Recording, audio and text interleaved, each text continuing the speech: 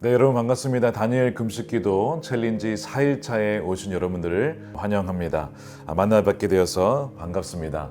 오늘의 주제는 긍휼을 구함입니다. 첫 번째, 긍휼을 구함에 대한 주제로 우리 말씀 묵상을 좀 나누겠습니다. 본문은 다니엘서 9장 3절에서 6절 말씀인데 제가 대신 읽도록 하겠습니다. 내가 금식하며 베옷을 입고 죄를 덮어쓰고 주 하나님께 기도하며 간구하기를 결심하고 내 하나님 여호와께 기도하며 자복하여 이르기를 크시고 두려워할 주 하나님, 주를 사랑하고 주의 계명을 지키는 자를 위하여 언약을 지키시고 그에게 인자를 베푸시는 이시여, 우리는 이미 범죄하여 패역하며 행악하며 반역하여 주의 법도와 규례를 떠나싸우며 우리가 또 주의 종 선지자들이 주의 이름으로 우리의 왕들과 우리의 고관과 조상들과 온 국민에게 말씀한 것을 듣지 아니하였나이다. 아멘. 여러분 오늘 금식 참여하고 계십니까? 저도 금식하며 여러분들과 함께 만나고 있습니다. 다니엘서 9장에 보면 다니엘이 금식하며 또한 기도하며 죄를 뒤집어쓰고 나라를 위하여서 기도하고 있습니다. 나라가 참으로 어려운 시기에 있는데 이 다니엘도 마찬가지로 당시의 포로기 상황에서 정말 국가적인 위기 상황이 지속되는 이 상황 속에서 그냥 있지 않고 하나님께 기도하며 특히 금식하며 기도하고 있습니다. 다니엘서를 읽어보면 다니엘은 위기 때마다 기도하는 사람인 것을 볼 수 있습니다. 꼭 위기 때만이 아니라 그는 하루에 3번 기도하는 또 감사하며 기도하는 기도의 사람인 것을 6장에 읽을 때 우리가 알 수 있죠. 또한 다니엘과 세 친구들이 느부갓네살 왕이 마술사와 모든 사람들, 이 상담자들을 죽이겠다고 위협했을 때 하나님의 얼굴을 찾으며 하나님의 긍휼을 구합니다. 그때 하나님께서 지혜를 주시고 느부갓네살이 꾸었던 꿈의 내용을 알려주셔서 그것을 풀어주는, 그리하여 위기에서 벗어나게 되어주는 그 일화를 우리가 보게 됩니다.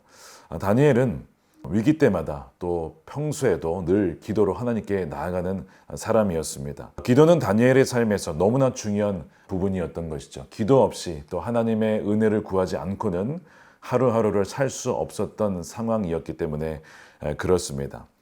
그가 기도할 때에 유대 민족의 죄를 고백하면서 기도하는 장면을 오늘 말씀을 통해서 보게 됩니다. 굵은 베옷과 재를 입고 자신을 낮추고 금식하면서 하나님께 긍휼을 구하고 있습니다. 이 다니엘은 바벨론 제국이 하루아침에 무너지는 것을 보며 바사 제국이 들어서는 것을 보았습니다. 그런데 이 바벨론 제국이 무너졌지만 민족의 귀환은 일어나지 않았습니다.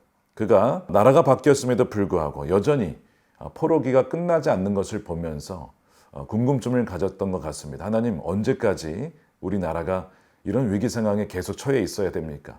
수십 년이 지났는데도 어떻게 이런 상황에 처할 수 있습니까? 라고 할 때에 그가 예레미야 선지자가 남겨준 하나님의 말씀, 그것을 읽고 연구를 하기 시작하죠. 그러면서 이 포로기가 70년 만에 그칠 것이라 하는 그 말씀의 그 부분을 보게 돼요. 그리고 그 약속의 말씀을 붙잡고 다니엘은 소위 말씀 기도를 하기 시작합니다. 하나님, 이렇게 약속하지 않으셨습니까?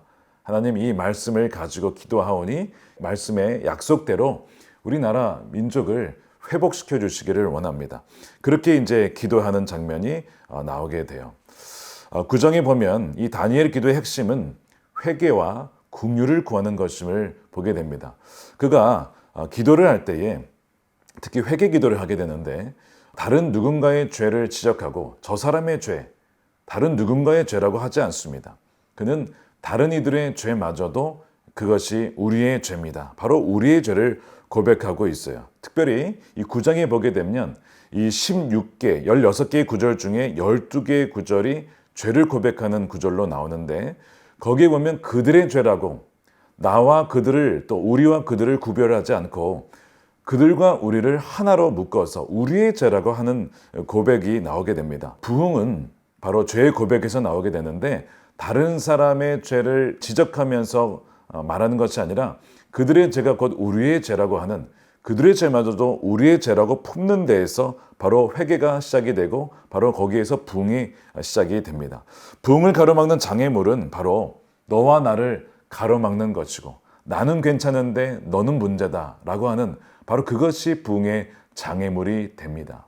그러나 이 다니엘 기도처럼 다른 사람의 죄를 나의 것으로 품고 나의 죄라고 고백할 때에, 즉 남편의 죄와 아내의 죄와 또한 자녀의 죄와 심지어 국가 지도자들의 죄마저도 사실 나의 죄였음을, 내가 기도하지 못했고 내가 더 섬기지 못했고 나도 그 자리에 있었으면 그렇게 하는 죄인이었음을 고백하는 데에서 하나님께서는 국가적인 그 위기 상황에서 기도하는 자들의 기도를 들으시고 나라를 회복시키신다는 것을 발견하게 됩니다. 다니엘이 인자를 베푸시는 하나님께 그 인자를 구하며 긍휼을 구하며 기도하고 있습니다.